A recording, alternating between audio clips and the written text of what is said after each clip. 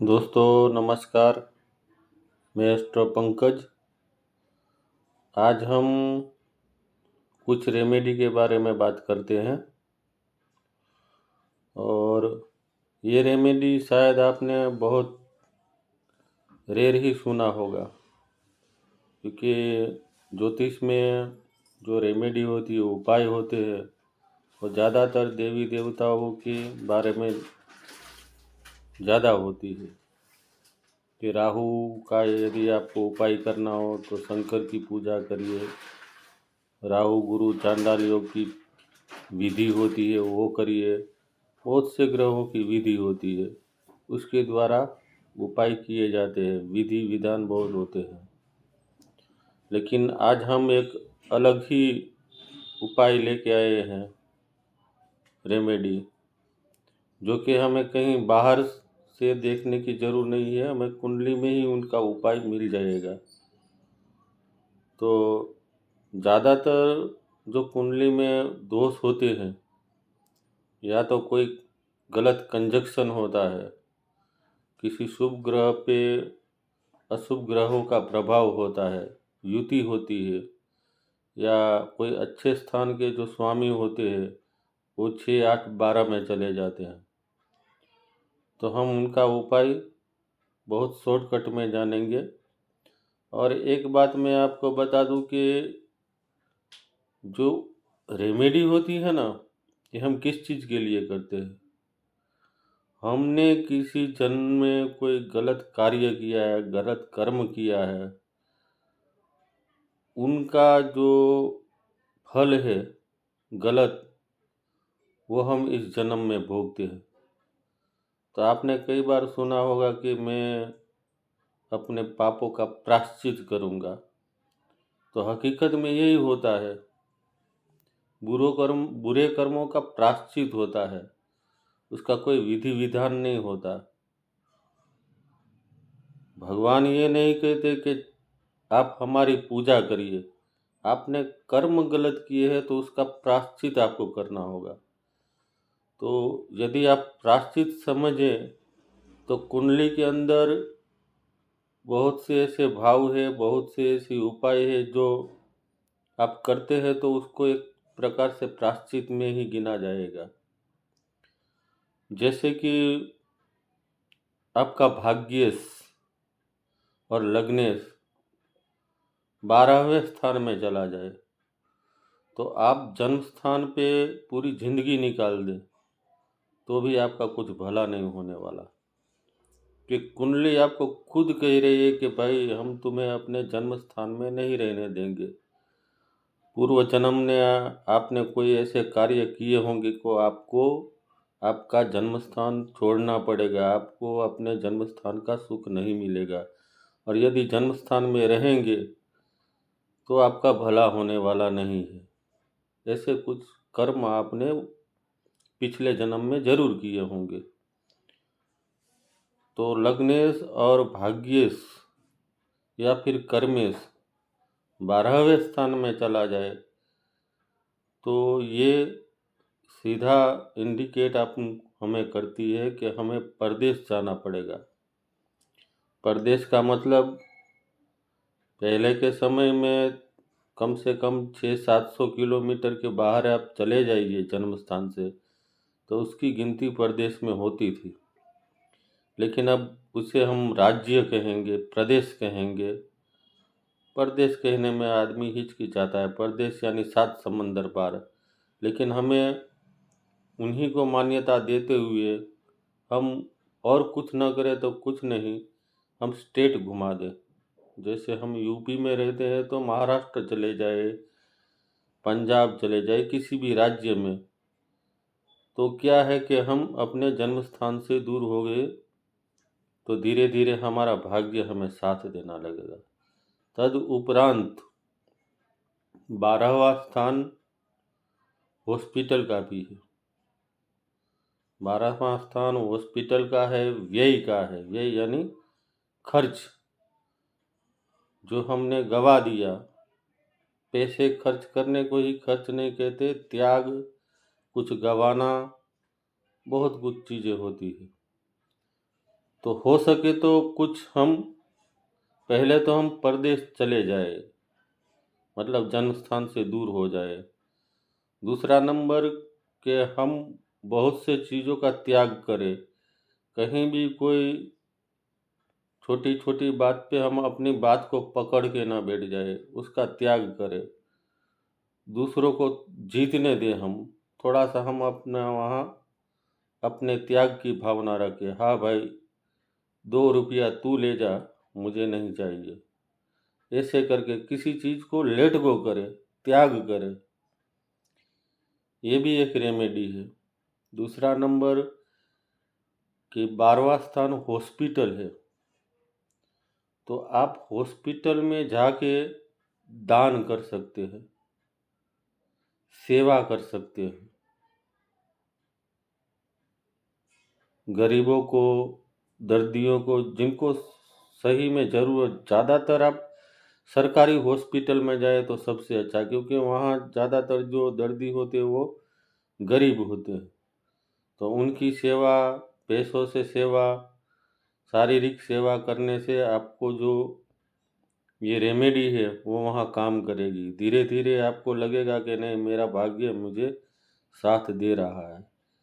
छठे स्थान का स्वामी हो 12वें स्थान में, तो यहाँ आपको रेमेडी के रूप में सेवा ही करनी है। शारीरिक सेवा, जो कहते हैं ना वॉलेंट्री, यहाँ पैसे का दान नहीं करना है हमें, शरीर से सेवा करनी है। जैसे कि मैं आपको एक बता रहा हूँ, आप हॉस्पिटल में चले जाओ, सुबह एक सरकारी बने तो सरकारी अस्पताल में जाओ, वहाँ बैठो। आपको जो सबसे ज़्यादा लाचार आदमी दिखाई दे रही हो, तो उसको आप हेल्प में लग जाओ। अकेला हो, लाचार हो, उसके साथ कोई ना हो, बेसहारा जैसा हो, आप उसके साथ लग जाओ। उसको बिठाओ, आप केस के लाइन में खड़े हो जाओ, केस कटवा दो उसको। डॉक्टर के पास ले जाओ आप, डॉक्टर को बताओ, उसके लिए दवाई की लाइन में खड़े रह जाओ। बस यही शारीरिक सेवा आपको करनी है। दूसरे स्थान का स्वामी यदि 12वें स्थान में हो, तो उसे धन से मदद करिए। जैसे कि सरकारी हॉस्पिटल में कभी कभी बार ऐसा होता है कि कहीं बाहर से दवाई लिख दिया जाता है और दवाइयाँ महंगी आती है, आदमी खर्च करने के लायक नहीं रहता। तो ऐसे लोगों की आप मदद करिए पैसे से। दूसरा स्थान खाना पीना भी है, तो आप खुराक का भी आप मदद करिए, खाना पीना खिलाइए। अब मान लीजिए कोई ग्रह छठे में है, तो छठा स्थान क्या है? सेवा है। यदि 12वें स्थान का स्वामी छठे स्थान में है, तो आपको सेवा तो करनी है, लेकिन किस प्रकार की सेवा? दान की सेवा, हॉस्पिटल में जाके सेवा, दोनों ही बराबर होंगे। दोनों 12वां स्थान और छठा स्थान दोनों अरस परस। यदि छठे का स्वामी 12वें में गया, 12वें का स्थान स्वामी छठे में गया, दोनों एक ही होंगे। हॉस्पिटल के 12वें स्थान के सामने सीधा छठा स्थान होता है, यानी हमें रोग रोग के सामने 12वां स्थान यानी खर्च। जब रोग आएगा तो खर्च होंगे और हॉस्पिटल जाना पड़ेगा। ये दोनों आमने सामने उसके कॉम्बिनेशन है। तो यही आपको समझना होगा। यदि छठे स्थान का स्वामी 12वें स्थान में हो, तो हमें सेवा देनी है हॉस्पिटल में, और 12वें स्थान का स्वामी छठे स्थान में हो तो भी हमें सेवा देनी है और खर्च करना है। दोनों एक दूसरे के कॉम्बिनेशन है। 12वां दूसरे स्थान का स्वामी यदि छठे स्थान में हो, तो हमें पैसे से सेवा करनी है। वो भी पैसे से मदद करना, वो भी एक प्रकार की सेवा हो गई। किसी को खाना पीना खिलाना, वो भी एक प्रकार की सेवा हो गई। और छठे स्थान में जो स्वामी है, वो देखिए कारक कौन से ग्रह है, उस ग्रह के कारकत्व कौन से है। जैसे मंगल हो तो अपने से छोटे भाई भाई की सेवा करिए। छोटा भाई छोटे भाई की सेवा करेंगे तो छठे स्थान के जो आपको प्रॉब्लम है, समस्याएं हैं, धीरे धीरे समाप्त हो जाएगी। छठे स्थान में बुध है तो बेटी, बुआ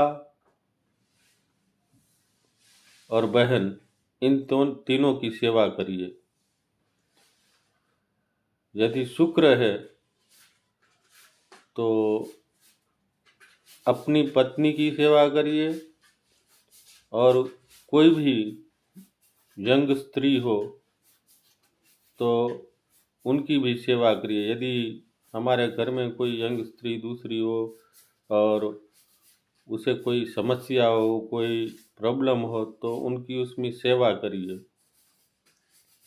गुरु हो तो अपने गुरु, अपने जो मेंटर होते हैं वो, या अपनी माँ की उम्र की दूसरी उम्र वाली स्त्रियां हो, उनकी सेवा करिए। उनके साथ कभी बिगाड़िएगा नहीं। इसी तरह शनि हो तो मजदूरों की सेवा करिए, गरीब लाचारों की सेवा करिए। सूर्य हो तो पिता की सेवा करिए, सरकार की सेवा करिए। सरकार के साथ कभी ठगी ना करिए। जैसे इनकम टैक्स होता है, सरकार के हर टैक्स होते हैं, उसमें आप कभी गलत मत करिए। और चंद्र हो तो माता की सेवा करिए।